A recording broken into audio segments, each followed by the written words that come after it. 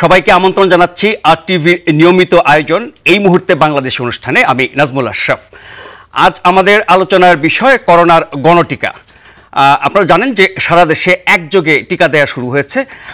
মন্ত্রী, এমপি, সচিব থেকে শুরু করে ডিসি, এসপি এবং সারা দেশে গুরুত্বপূর্ণ ব্যক্তি যারা আছেন তারা এই প্রথম দিনের আয়োজনে অংশ নিয়েছেন এবং তারা মানুষের মনে আস্থা তৈরি করার চেষ্টা করেছেন এবং এই টিকা কর্মসূচি চলবে।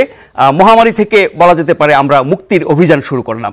আমাদের আজকের এই বিষয় নিয়ে আলোচনার জন্য আমাদের সাথে যুক্ত হয়েছেন আইইডিসিআর এর প্রধান বৈজ্ঞানিক কর্মকর্তা ডক্টর এস.এম. আলমগীর হোসেন এবং জনস্বাস্থ্য বিশেষজ্ঞ অধ্যাপক ডক্টর আমানুল্লাহ। আপনাদের দুজনকে স্বাগত জানাচ্ছি। আমি শুরুতেই আপনাদের দুজনের কাছ থেকে মোটা দাগে জানতে চাই, মহামারী থেকে মুক্তির যে অভিযান আমরা শুরু করলাম এবং সারা দেশে যেভাবে টিকা দেয়া আজকে শুরু হলো, একটা উৎসব মুখর পরিবেশ, মানুষের মধ্যে এক রকমের স্বস্তি, অনেক রকমের ভয়, ভীতি, আশঙ্কা, দুর্ভাবনা, জল্পনা কল্পনা অনেক কিছু ছিল এবং অনেক রকমের অপতৎপরতা, অপপ্রচার আমাদের ছিল। কিন্তু যেভাবে শুরু হয়েছে সবার অংশগ্রহণে স্বতঃস্ফূর্তভাবে, বিশেষ করে গুরুত্বপূর্ণ ব্যক্তিরা অংশ নেওয়ার কারণে সাধারণ মানুষের মধ্যে নিশ্চয়ই আস্থা অনেক বেড়েছে এবং আজকের প্রথম দিনে যারা টিকা নিয়েছেন তাদের কারো কোনো পার্শ্ব প্রতিক্রিয়ার ঘটনা ঘটেনি। তার জন্য বিকল্প ব্যবস্থা ছিল, কিন্তু পার্শ্ব প্রতিক্রিয়া এবং নানা রকমের উদ্ভট কল্পকাহিনী সামাজিক মাধ্যমে ছড়ানো হয়েছে। এ সব কিছুকে ছাপিয়ে আমরা করোনা মহামারীর বিরুদ্ধে যুদ্ধে আরেক ধাপ এগিয়ে যাওয়ার চেষ্টা শুরু করলাম। এই শুরুটা কেমন হলো? Doctor SM. আলমগীর হোসেন, আপনাকে দিয়ে শুরু করি। ধন্যবাদ। আপনি যেমন বলেছেন যে আমরা আসলে গণমানুষে টিকা দিয়েছি এবং করোনা মুক্তি থেকে একটা পর্যায়ে উন্নতি হওয়া আসলে করোনা থেকে, করোনা মহামারী থেকে। তবে সারা পৃথিবীতেই দেখুন, আমরা আমাদের সাধারণ মানুষের ভিতর যে বিভ্রান্তি তৈরি করার চেষ্টা করি এবং বলি যে সাধারণ মানুষ ভুল বুঝছে, সাধারণ মানুষ কিন্তু ভুল বুঝছেন না। আমরা কিছু বুদ্ধিজীবী, আমরা যারা জেনে শুনে ভুল কথা বলছি, সেটাতে বিভ্রান্ত হচ্ছে মানুষ। আমাদের মনে রাখতে হবে, এই পৃথিবীতে এই প্রথম করোনার কালীন সময়ে কোন টিকা 9 থেকে 11 মাসের গবেষণার ফলে গণমানুষে প্রয়োগ করা হচ্ছে। সো এটা যদি কেউ একটু দ্বিধাদ্বন্দ্বে থাকে, সেটা কিন্তু দোষের কিছু নয়। কিন্তু আমরা যদি স্পষ্ট করে বলি, এই টিকাগুলো মানুষে প্রয়োগ করার আগে যথাযথভাবে যতগুলো গবেষণার দরকার ছিল, সেটা প্রি ক্লিনিক্যাল অথবা phase 1 clinical trial, phase 2 clinical trial, phase 3 clinical trial, সেগুলি করে বিশ্ববিখ্যাত জার্নালে এই রেজাল্টগুলো পাবলিশ করতে হয়েছে এবং সেগুলির পৃথিবীর বিভিন্ন রেগুলেটরি অথরিটি, যাদেরকে কঠোর রেগুলেটরি অথরিটি বলা হয়, তাদের অ্যাপ্রুভাল নিয়ে গণমানুষে প্রয়োগ করা শুরু হয়েছে। অর্থাৎ সেই টিকাই বাংলাদেশেও আমরা ব্যবহার করা শুরু করেছি এবং প্রথম থেকে অ্যাস্ট্রাজেনিকা এবং অক্সফোর্ডের যে উদ্যোগ, যৌথ উদ্যোগ, সেটারই অংশীদার ভারতের সিরাম ইনস্টিটিউট অফ ইন্ডিয়া। ভারতের এই সিরাম ইনস্টিটিউট অফ ইন্ডিয়া কিন্তু এই টিকাটির আবিষ্কার করে নাই, তারা শুধু টিকাটি বানাচ্ছে এবং এইরকম ভাবে সিরাম ইনস্টিটিউট পৃথিবীর 60% টিকা তৈরি করে। আমরাও কিন্তু আমাদের একাধিক টিকা, আমরা আমাদের সিরাম ইনস্টিটিউটের টিকা আমরা আমাদের ইপিআই প্রোগ্রামেও ব্যবহার করি, কিন্তু ভুলভাবে এটা ভারত থেকে আমদানি হয়েছে, এটাতে পানি দিয়ে আসা হবে ইত্যাদি, এগুলি এক ধরনের বিভ্রান্তি ছড়ানোর চেষ্টা। এটা আপনি বুঝেন, আমরা বুঝি, সবাই বুঝি। কিন্তু আমি সাধারণ মানুষকে বলতে চাই, এ পর্যন্ত পৃথিবীতে যে কয়টি টিকা মানুষে ব্যবহার করার জন্য অ্যাপ্রুভ হয়েছে, তার মধ্যে অ্যাস্ট্রাজেনিকা অক্সফোর্ডের টিকাটি দাম কম, কারণ অক্সফোর্ড ইউনিভার্সিটি এখানে তার আবিষ্কারের জন্য কোনো রয়্যালটি নিচ্ছে না, এই জন্য এটা দাম কম, নাহলে এত তো কম দামে আপনি টিকা পেতেন না। দুই হলো যে অ্যাস্ট্রাজেনিকা অক্সফোর্ড ইউনিভার্সিটির প্রতি যদি আমাদের এই অঞ্চলের মানুষের যে ব্যাপক আস্থা, তাদের মান সম্পর্কে যে আস্থা, সেই আস্থাটাও আমরা মনে রাখি, তাহলে সেই টিকাটি মানুষে প্রয়োগ করার জন্য, অর্থাৎ ফেজ 3 ক্লিনিক্যাল ট্রায়াল পার করে, এবং ফেজ 3 ক্লিনিক্যাল ট্রায়ালে আমরা যেটা দেখেছি, এটার মিনিমাম সাইড এফেক্ট এবং গণমানুষে প্রয়োগ করার জন্য এত সহজলভ্য এবং সহজে সংরক্ষণযোগ্য আর একটি টিকা তখন ছিল না। এবং এই টিকাটি এই জন্যই আমরা ব্যবহার করার জন্য সিদ্ধান্ত নিয়েছি যে বাংলাদেশে আমাদের যেই ইপিআই অর্থাৎ সম্প্রসারিত টিকাদান কেন্দ্রের যেই সকল স্টোরেজ ক্যাপাসিটি আছে, সেটাতে এটা রাখা সম্ভব। আমাদের অলমোস্ট নতুন ফ্যাসিলিটিস তৈরি করতে হয়নি এটার জন্য। সো এই এতগুলো সুবিধার জন্য যে টিকাটি এবং যে টিকাটির এখন পর্যন্ত যে সারা পৃথিবীতে বিশেষ করে যুক্তরাজ্যে এটা গণমানুষে প্রয়োগ করা হচ্ছে, মাস ভ্যাকসিনেশন যেটা আমরা বলি, সেটা করা হচ্ছে আজকে প্রায় 1 মাস হয়ে গেল, এবং সেখানেও তেমন কোনো সাইড এফেক্ট এটা দেখা যায়নি। এটা হতে পারে, সাইড এফেক্ট হতে পারে, যেহেতু এটা ইনজেক্টেবলস, মাংসপেশিতে দিতে হয়, সেখানে একটু ব্যথা হতে পারে, পরের দিন একটু জ্বর আসতে পারে। আমি আমার ছোটবেলায় যখন আমরা চাকরি জীবনে উপজেলা হেলথ কমপ্লেক্স এবং সাব সেন্টারে চাকরি করতাম, ভ্যাকসিনেশন ডের পরের দিন মায়েরা বাচ্চা কোলে নিয়ে আমাদের কাছে চলে আসতো, জ্বর আসে নাই, সব টিকা কাজ করছে না। সো এটা আমাদের দেশের মানুষ জানে, সাধারণ মানুষ। মানে টিকার ব্যাপারে আমাদের তো আসলে সাফল্য অনেক, আমাদের ইতিহাসও অনেক, এবং টিকার ব্যাপারটাতে আমরা অনেক বেশি পরিচিত, ফলে এটি আমাদের কাছে নতুন কিছু না। হয়তো মহামারী বা করোনার বিষয়টা শুধুমাত্র নতুন, ফলে টিকার ক্ষেত্রে আমাদের একটা ব্যাপক অভিজ্ঞতা, বহু বছরের অভিজ্ঞতা আছে, সাফল্য আছে, তার স্বীকৃতিও আছে বিশ্বব্যাপী। ডক্টর আলমগীর, আপনার কাছে আবার ফিরবো বিভ্রান্তির বিষয়গুলো নিয়ে। তার আগে আমি অধ্যাপক ডক্টর আমানুল্লাহ ফেরদৌস, আপনার কাছে জানতে চাই, যেমন করে শুরু হলো সারা দেশে একযোগে উৎসবমুখর পরিবেশে, এই যাত্রা শেষ পর্যন্ত থাকবে কিনা, কি মনে করেন? ধন্যবাদ। আমি প্রথমেই বলে নিই যে আলমগীর ভাই যে সমস্ত কথাগুলো বলেছেন সেই কথাগুলো ঠিকই আছে এবং প্রত্যেকটা কথাই সঠিক। এবং অক্সফোর্ড অ্যাস্ট্রাজেনেকার ভ্যাকসিন প্রায় 10 মিলিয়ন প্লাস ইউকেতে, আপনি জানেন যে যুক্তরাজ্যে প্রায় 10 মিলিয়ন প্লাস লোক কিন্তু অলরেডি নিয়ে নিয়েছে, তারাই সবার আগে অনুমোদন দিয়েছে। এবং আপনি জানেন যে ব্রিটিশ গভর্নমেন্টের যে রেগুলেটরি অথরিটি, অথবা আমেরিকাতে যে এফডিএ, অথবা আপনার অস্ট্রেলিয়াতে টিজিএ, এরা কিন্তু খুব শক্তিশালী অথরিটি, ওরা কিন্তু চেক না করে দেয়। সো অক্সফোর্ড অ্যাস্ট্রাজেনেকার ভ্যাকসিন ঠিকই আছে, তার এফিকেসি রেট হয়তো একটু কম, কিন্তু তার ভ্যাকসিনের যে কার্যকারিতা অথবা ভ্যাকসিনের যে সমস্ত ট্রায়াল গুলা দরকার সেটা ঠিকই আছে, এবং সেটা মানুষ নিচ্ছে এবং সেটা সবাই নেওয়া উচিত, যেহেতু আমার সামনে আর কোনো অল্টারনেটিভ অপশন এই মুহূর্তে নাই। এবং উনি যে কথাগুলো বলছেন প্রত্যেকটা কথা সঠিক, এবং আমাদেরকে অক্সফোর্ডের ভ্যাকসিন নিতে হবে, এবং আপাতত আমাদেরকে এই ভ্যাকসিনটা নিতে হবে। আমি অন্য একটা প্রসঙ্গে বলি আর কি, যেটা আলমগীর ভাই হয়তো ওই সেই লাইনে যান নাই। সেটা হলো, আপনি ভ্যাকসিন নেওয়ার জন্য আমাদের এখানে প্রথমত আমি সরকারকে এবং ওনারা যারা আছেন ওনাদের সবাইকে এবং স্বাস্থ্য মন্ত্রণালয় এবং যারা আছে সবাইকে ধন্যবাদ জানাচ্ছি। আমরা যে পৃথিবীর অনেক দেশেই ভ্যাকসিন কার্যক্রম শুরু করতে পারে নাই, কিন্তু বাংলাদেশ যেহেতু পার্শ্ববর্তী দেশ ভারতের সেরাম ইনস্টিটিউট থেকে এটা পেয়ে যাওয়াতে আমরা খুব সাকসেসফুলি আমরা লঞ্চিংটা করতে পেরেছি। এটা একটা শুভ উদ্যোগ, এবং এটা অবশ্যই সারা বিশ্বে এটা নিয়ে আলোচনা হবে যে বাংলাদেশ তার ভ্যাকসিন কার্যক্রম অনেক উন্নত দেশ কিন্তু এখন পর্যন্ত শুরু করতে পারে না, এটা ওনাদের একটা বড় সাকসেস।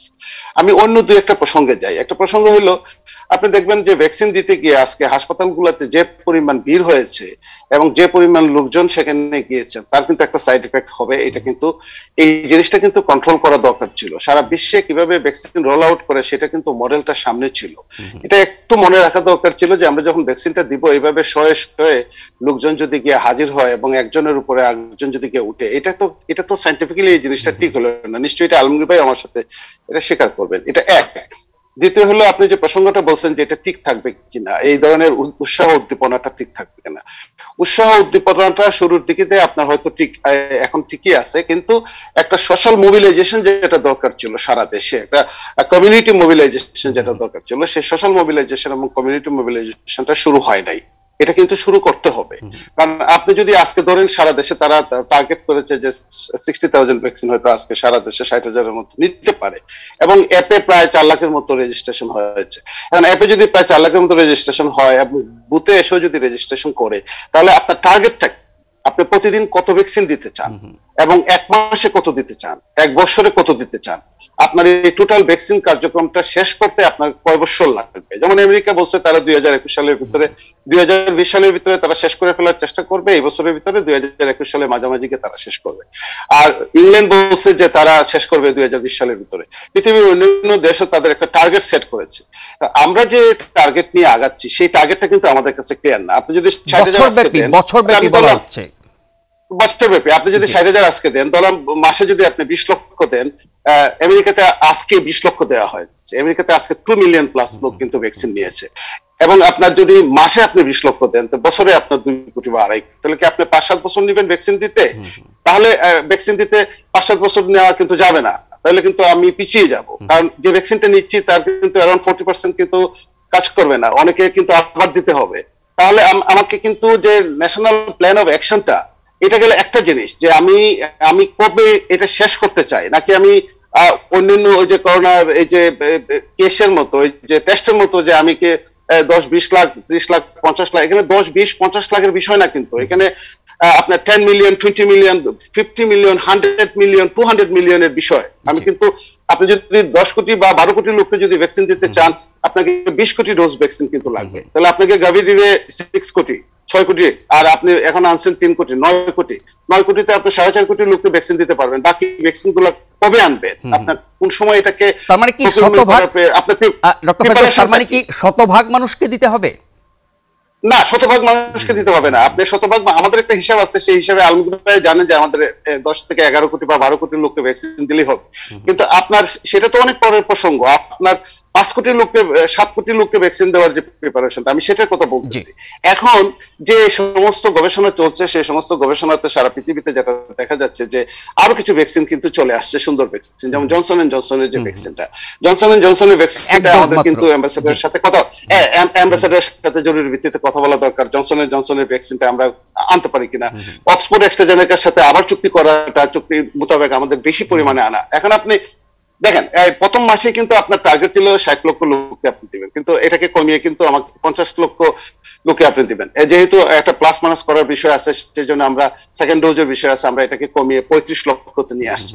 এখন 35 লক্ষ লোককে আপনি জানুয়ারি মাসে, এই ফেব্রুয়ারি মাসে দিয়ে শেষ করতে পারবেন কিনা? আপনার আরো 50 লক্ষ কিন্তু চলে আসবে, আমরা যেটা জানি সে এই মাসে চলে আসতে পারবে। তাহলে ভ্যাকসিন কি আপনি কি বসিয়ে রাখবেন কিনা? এই যে প্ল্যানটা, এই যে সবাইকে সম্পৃক্ত করে একদম গ্রামে গঞ্জে সব জায়গাতে এটা, এবং আপনি তো এটা তো কনফার্ম যে আপনার ভ্যাকসিন পাসপোর্ট ছাড়া আপনি কিন্তু ইকোনমি ওপেন করতে পারছেন না। আজকে সারা বিশ্বে কিন্তু বলছে যে ভ্যাকসিন পাসপোর্ট লাগবে। আপনি কোথাও যেতে গেলে আপনাকে ভ্যাকসিনেশনের আপনার কার্ডটা দেখাতে হবে, এবং আপনি বিভিন্ন ভিসা দিচ্ছে না, বিভিন্ন জায়গাতে সমস্যা হচ্ছে, ভ্যাকসিনেশন লাগবে। ইভেন ইকোনমিতে যে স্টাডিগুলো হচ্ছে, বিশেষত হার্ভার্ড ইউনিভার্সিটি এবং ইংল্যান্ডে কিছু কিছু স্টাডি হচ্ছে যে ইকোনমিতে যদি আপনি 3 মাস আগে ভ্যাকসিনটা দিয়ে শেষ করতে পারেন, বিলিয়ন ডলার আপনি ইকোনমিতে সারপ্লাস করতে পারেন। ফলে ওর একটা অর্থনৈতিক হিসাব আছে, এটা অর্থনীতির জন্য দরকার, মানে আমাদের অস্তিত্বের জন্য, আমাদের বেঁচে থাকার জন্য, বাংলাদেশকে বাঁচানোর জন্য আপনাকে টিকা দান কর্মসূচিটাকে সাকসেসফুল, এটা কিন্তু ইপিআই এর কথা বলে কিন্তু মানুষকে বললে হবে না, কিন্তু ইপিআই অন্য বিষয়, এটা করোনার বিষয়। এখানে মানুষ বিভিন্ন ধরনের গুজব ছড়িয়েছে। এটার জন্য যে সমস্ত মানুষকে মানে একটা মোবিলাইজেশনের দিকে নিয়ে যাওয়া, একদম রাস্তাঘাটে, অফিসে, আদালতে, আজকে 40 জন বিচারপতি নিচ্ছেন, তাহলে 60টা জেলার সমস্ত বার গুলাকে তাদেরকে তাদের এই কথাগুলো বলা। গ্রামেগঞ্জের লোকরা কিন্তু সবসময় টেলিভিশন দেখে না, এটা কিন্তু মনে রাখতে হবে। সবগুলো টেলিভিশন দেখাচ্ছে, এবং গণমাধ্যম কিন্তু ওখানে গিয়ে সরাসরি গণসংযোগ করা দরকার। এবং এক্ষেত্রে নিশ্চয়ই আপনি একমত হবেন যে আমাদের যারা জনপ্রতিনিধি, সেটা ইউনিয়ন পরিষদ থেকে শুরু করে স্থানীয় সরকারের বিভিন্ন পর্যায়ে আমাদের জনপ্রতিনিধি আছে, তাদের যে জনসম্পৃক্ততা, সেটি একটি বড় শক্তি। কিন্তু আমরা এখনো মন্ত্রী এমপি বাদ দিলে বাকি সব কিন্তু আমরা প্রজাতন্ত্রের কর্মচারীদেরকে আমরা দেখছি বিভিন্ন পর্যায়ের, কিন্তু জনপ্রতিনিধিদের অংশগ্রহণ সেভাবে দেখছি না। এটা কেন? আপনি একদম ঠিকই বলছেন। ধরেন আমার 300 জন এমপি যদি গিয়ে ভ্যাকসিনটা দেন, এবং একসাথে 300 জন এমপি যদি ভ্যাকসিন দেন এবং তার এলাকার লোকজন উদ্বুদ্ধ করেন, 1500টা সেন্টার করা হয়েছে সারা দেশে। 1500 সেন্টার দেওয়া হবে না কিন্তু। আমি কালকে একজনের সাথে কথা বললাম, আপনার 5 থেকে 10,000 সেন্টার করতে হবে সারা দেশে। সেই সক্ষমতা আমাদের আছে, এবং খুবই সাকসেসফুলি আমরা কাজটাকে তুলে আনতে পারি। কিন্তু ভ্যাকসিন প্রকিউরমেন্টের ব্যাপারটা, ম্যানেজমেন্টের ব্যাপারটা, চেইন মেইনটেইনমেন্ট এবং মোবিলাইজেশনের ব্যাপারটা যদি আমি কন্ট্রোলের ভিতরে না আনতে পারি, আমি যদি দূর থেকে চিত্রটা না দেখতে পারি, তাহলে কিন্তু এটা 2022, 23, 24, 25 সাল পর্যন্ত এই কর্মসূচিটা শেষ নাগাদ কি হবে ধাপে ধাপে এর একটা চিত্র সামনে তুলে ধরা, তার জন্য প্রস্তুতি রাখা। ডক্টর আলমগীর, আপনার কাছে ফিরছি। আমাদের কাছে এখন যে পরিমাণ ওষুধ মজুদ আছে, আমরা সিরাম ইনস্টিটিউট থেকে বাকি যা পাবো, আমরা এই WHO যে উদ্যোগ কোভ্যাক্স থেকে যা পাবো, তারপরে তো আরো অনেক বাকি থাকে। সেগুলোর জন্য আমরা কোনো উদ্যোগ নিয়েছি কিনা, বা আমাদের 16-17 কোটি মানুষের দেশে যদি 11-12 কোটি মানুষকে দিতে হয়, বাদবাকিগুলো কোত্থেকে আসবে? আমরা আপনার মডার্না আছে আমাদের কাছে, জনসন এন্ড জনসন সামনে অনুমোদন পেতে যাচ্ছে মাত্র 1 ডোজের টিকা, চায়নার আছে, রাশিয়ার আছে, এরকম অনেক কিছু। বাদবাকি মানুষের জন্য বাকি টিকাগুলো আনার ক্ষেত্রে প্রক্রিয়াটা কি চলছে, বা আদৌ কোনো প্রক্রিয়ার মধ্যে আছে কিনা ডক্টর আলমগীর? ধন্যবাদ আপনাকে। আমাদের একটা ভ্যাকসিন ডিপ্লয়মেন্ট প্ল্যান আছে ন্যাশনাল, এবং সেখানে পর্যায়ক্রমে 13 কোটি মানুষকে ভ্যাকসিনেশনের যে প্ল্যানটা, এবং সেটা অনেকটা টাইম লাইন ধরে দেওয়া আছে। আমাদের আপাতত আপনি যেটা বলেছেন যথার্থ বলেছেন, 6,80,00,000 ভ্যাকসিন আমাদেরকে কোভিড ফ্যাসিলিটিস থেকে দিবে। আমরা 3 কোটি কিনেছি, আমরা 20 লক্ষ আমরা গিফট পেয়েছি ভারত সরকার থেকে, অর্থাৎ 10 কোটি, আমাদের 5 কোটি মানুষকে ভ্যাকসিনেশন। এবং আপাতত টার্গেট হচ্ছে, সারা পৃথিবীর বহু দেশেরই টার্গেট হলো 29 থেকে 30% পপুলেশনকে 21 সালের ভিতর ভ্যাকসিনেশনের আওতায় নিয়ে আসা। এবং সেটা কিন্তু আমরা এই ভ্যাকসিনেশন যদি যথাযথভাবে চলতে থাকে, কোভ্যাক্স কিন্তু আপনাকে এই ভ্যাকসিনটা মোটামুটি কম দামে দিবে, ফ্রিও দিতে পারে, সেটা $1.8 থেকে $2। কিন্তু কোভ্যাক্সতে যখনই আপনি 20% বেশি পপুলেশনের জন্য ভ্যাকসিন কিনতে যাবেন, তখন এটার মূল্য বাড়তে শুরু করবে। কিন্তু আমরা ভারত সরকার থেকে যে ভ্যাকসিন কিনেছি, সেখান থেকে 3 কোটির জায়গায় আমরা হয়তো 4 কোটির মতো ভ্যাকসিন পাবো আলটিমেটলি, কারণ ভ্যাকসিনের যে ভারতের সাথে দামের সমন্বয়ের কথাটা আছে, সেখানে আমাদের যে টাকাটা বেশি দেওয়া হয়েছে সেটা সমন্বয় করে আমরা বোধহয় ওখান থেকেও আরো 1 কোটি ভ্যাকসিন পাবো। এছাড়া জনসন জনসন সহ যারাই সিঙ্গেল ডোজের ভ্যাকসিন তৈরি করছে, প্রত্যেকের সাথেই আমরা যোগাযোগ করে রাখছি। এবং আমাদের জনসন জনসনের জন্য আমাদের আরেকটা সুবিধা, একটু সিঙ্গেল ডোজ, সেকেন্ড হলো 2 to 8 ডিগ্রি সেন্টিগ্রেডে সেটা সংরক্ষণ করা যায়। সো সেটার দিকেও আমরা নজর রাখছি, যোগাযোগ রাখছি। যখনই কেনার সুযোগ থাকবে, কিংবা WHO কোভিড ফ্যাসিলিটিসে তারা প্রথম 100 মিলিয়ন ডোজেস তারা কোভ্যাক্স কে দিবে, সেখান থেকে WHO কোভ্যাক্স ফ্যাসিলিটিস থেকেও আমরা হয়তো সেই ভ্যাকসিনটি পাবো। আসলে সারা পৃথিবীর সকল মানুষের মধ্যে 72 থেকে 80% মানুষকে ভ্যাকসিনেশন করতে হবে। এটা যেমন রাষ্ট্রের দায়িত্ব, এটা ইন্টারন্যাশনাল এজেন্সি গুলো সেই চেষ্টা করে যাচ্ছে, কারণ একটি দেশে যদি কোভিড থেকে যায়, তাহলে আবার সারা বিশ্বে ছড়াবে আর কি। ফলে কাউকে বাদ রেখে কোনো লাভ হবে না, লেফট আউট করা যাবে না।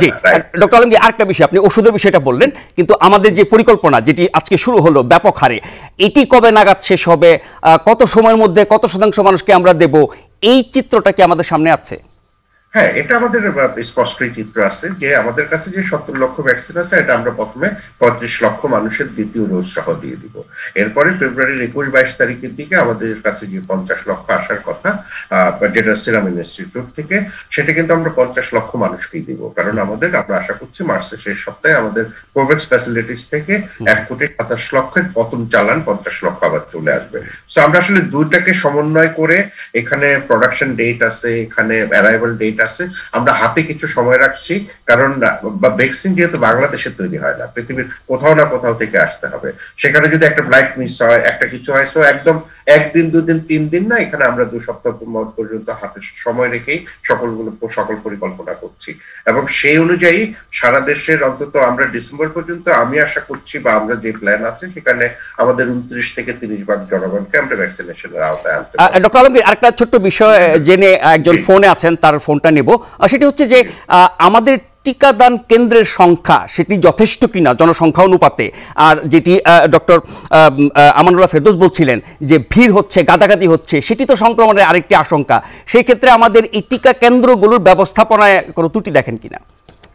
এটা আমরা লক্ষ্য করেছি অনেক জায়গায়। আজকে উদ্বোধনী অনুষ্ঠান করতে যেটা হয়েছে, এটা কাল সকাল থেকে আর হবে না, কারণ আমাদেরও প্ল্যান করে দেওয়া, সেই 3 ফিট দূরে দূরে থাকতে হবে, লাইনে দাঁড়ানো, সেগুলি সবই প্ল্যান করা আছে। আপনি জানেন যে একটা বিশাল একটা বড় প্রোগ্রাম হতে গেলে 1-2 অতি উৎসাহী মানুষই কিন্তু এটা ব্যাপারটা না। আমাদের এখানে মূলত হাসপাতাল কেন্দ্রিক হচ্ছে, কিন্তু আমেরিকায় আমরা দেখছি বিভিন্ন স্পটে কিন্তু কেন্দ্র খোলা হচ্ছে, বড় বড় খেলার স্টেডিয়ামগুলোকে ছেড়ে দেওয়া হচ্ছে, বড় বড় কমিউনিটি সেন্টারগুলোকে ছেড়ে দেওয়া হচ্ছে। এখানে একটা ব্যাপার ক্লিয়ার করা দরকার। আমরা যে আজকে 1500টি হসপিটালে করেছি, সেটা কিন্তু যেহেতু ভ্যাকসিনটা বাংলাদেশে প্রথম ব্যবহার করা হচ্ছে, এবং আমরা কিন্তু অনেক সাবধানী আজকে। কিন্তু এটা যদি আমরা 1 সপ্তাহ যদি এভাবে হাসপাতালে এসে আমাদের মেজর কোনো সাইড এফেক্ট যদি আমাদের নজরে না আসে, তাহলে এই ব্যবস্থাপনা দিয়ে চলবে, তাহলে একদম ইউনিয়ন পর্যায় পর্যন্ত চলে যাবে। ডক্টর আমানুল্লাহ ফেরদৌস, আপনার কাছে ফিরবো। একজন ফোনে আছেন, কে আছেন, কোত্থেকে, পরিচয় দিয়ে আপনার প্রশ্নটি করুন। জি, আসসালামু আলাইকুম। আব্দুল্লাহ দুলাল, ঢাকা খিলগাঁও থেকে বলছি। জি বলেন। আমি ইতিমধ্যেই আলহামদুলিল্লাহ যে আমাদের আজকে থেকে আমাদের গণহারে ভ্যাকসিন টিকা শুরু হয়েছে করোনা, ধন্যবাদ জানাচ্ছি। আমার প্রশ্ন হলো যে আমি 4 তারিখে রেজিস্ট্রেশন করেছি। আমি গতকালকে যে প্রেস রিলিজ হয়েছে স্বাস্থ্য অধিদপ্তর কর্তৃক, সেখানে বলা হইলো 3,28,013 জন রেজিস্ট্রেশন করেছে গতকাল পর্যন্ত, এবং বলা হইলো ওই প্রেস ব্রিফিং এ যে সবাই গতকাল, অর্থাৎ গতকালকে রাত্রের মধ্যে মেসেজ পেয়ে যাবেন কে কোথায় দিবেন। কিন্তু আনফরচুনেটলি আমি এখন অব্দি রাইট নাও আমি কোনো মেসেজ পাই নাই, কিন্তু আমি 4 তারিখে রেজিস্ট্রেশন করেছি। তো এটা কি কোনো সমস্যা নাকি এটা মানে আমরা পাবো, এই জিনিসটা আমি একটু ক্লিয়ার হতে চাই। ডক্টর আমানুল্লাহ ফেরদৌস, অ্যাপের সমস্যা কিছুটা আপনি এর আগে বলছিলেন, আমরা যেটা জানি ক্লিয়ার নাজমুল ভাই, এটা আমি এই ভদ্রলোকের এটা ক্লিয়ার করে দিই। আমি নিজে রেজিস্ট্রেশন করেছি 27 তারিখে, কিন্তু আজ সকালে এসএমএস পেয়েছি আপনি ভ্যাকসিন দিতে আসবেন 11 তারিখে।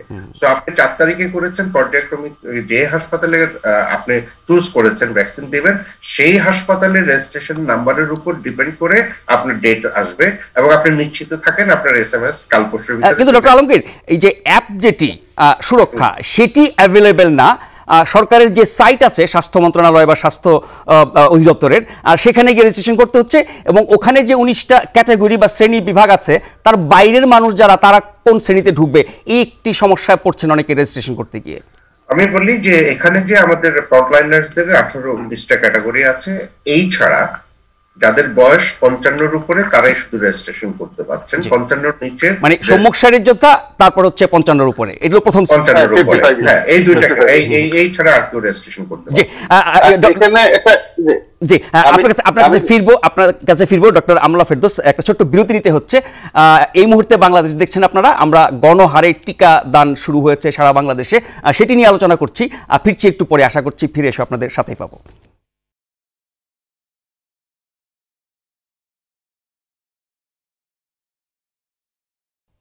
বিরতির পর আরও একবার স্বাগত জানাচ্ছি আর টিভির নিয়মিত আয়োজন এই মুহূর্তে বাংলাদেশ অনুষ্ঠানে। আমরা আজ কথা বলছি করোনার গণটিকা নিয়ে। আমাদের সাথে আছেন আইইডিসিআর এর প্রধান বৈজ্ঞানিক কর্মকর্তা ডক্টর এএসএম আলমগীর হোসেন এবং জনস্বাস্থ্য বিশেষজ্ঞ অধ্যাপক ডক্টর আমানুল্লাহ ফেরদৌস। ডক্টর আমানুল্লাহ ফেরদৌস, বিরতির আগে আমরা কথা বলছিলাম নিবন্ধন নিয়ে। নিবন্ধন অ্যাপের সমস্যা, তারপর আপনার নিবন্ধনের পরে মেসেজ সময় মতো পাওয়া না পাওয়া নিয়ে আমরা কিছু কথা জানলাম। কিন্তু যেটি সরকারের পক্ষ থেকে বলা হচ্ছে প্রতিনিয়ত, আজকে বলা হয়েছে কেউ যদি অ্যাপের মাধ্যমে বা সরকারের নির্দিষ্ট সাইটের মাধ্যমে নিবন্ধন করতে না পারেন, তারা যদি প্রথম ধাপের যোগ্য হয়ে থাকেন সরাসরি টিকা কেন্দ্রে গেলে সেখানে গিয়েও নিবন্ধন করা যায়। ফলে এটি কি কোনো বড় সমস্যা হচ্ছে? এটা বড় সমস্যা হবে এই কারণে যে যারা ধরেন আজকে একটা সেন্টারে আপনি ধরেন বঙ্গবন্ধু মেডিকেল হসপিটালে 2000 লোক গিয়ে আজকে স্পট রেজিস্ট্রেশন করে টিকা নিতে চাইলো, তারা কিন্তু এটা পারবে না। এটা কিন্তু একটা সমন্বিত ব্যবস্থার ভিতরে আনতে হবে এবং এখানে কিন্তু রিসোর্স লাগবে। এখন কিন্তু সরকারকে স্পষ্ট ভাষায় বলতে হবে যে প্রতিটা টিকাদান কেন্দ্রে আমার এই পরিমাণ লোক দিতে হবে, কম্পিউটার দিতে হবে, জনবল দিতে হবে, আমাকে লজিস্টিক সাপোর্ট দিতে হবে, যে কন্টিনিউয়াস রেজিস্ট্রেশন করতে থাকবে।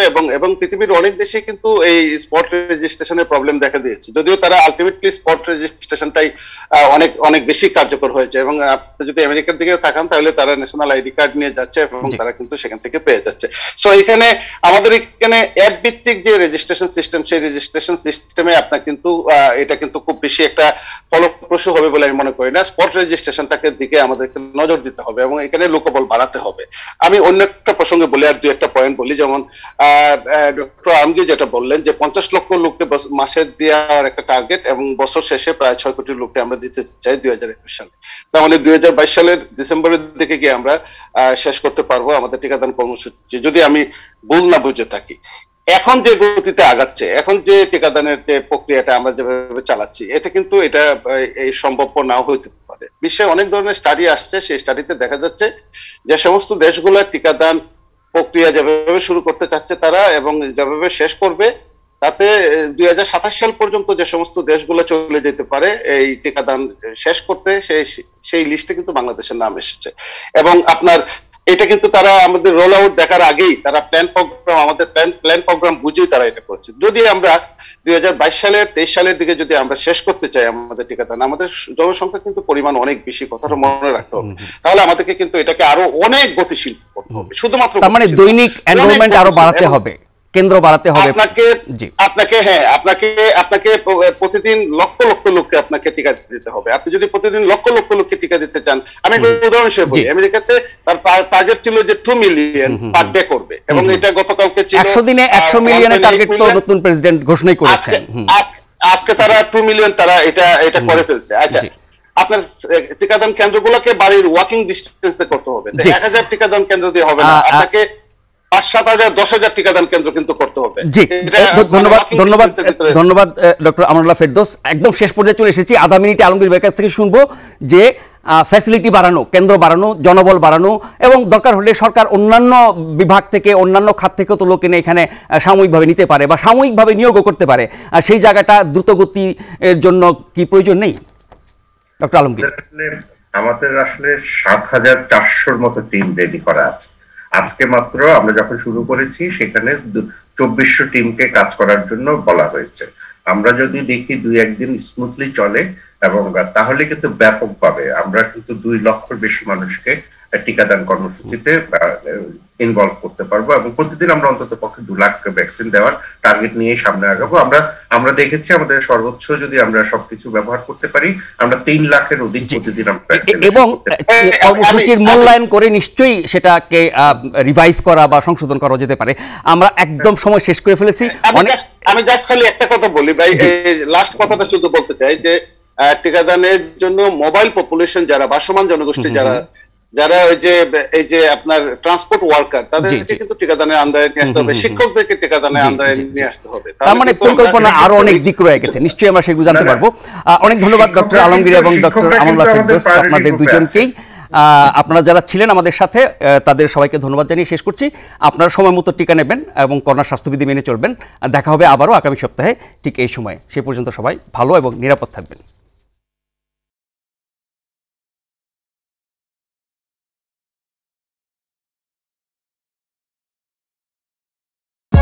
For more updates, subscribe and press the bell icon on YouTube app and never miss another update.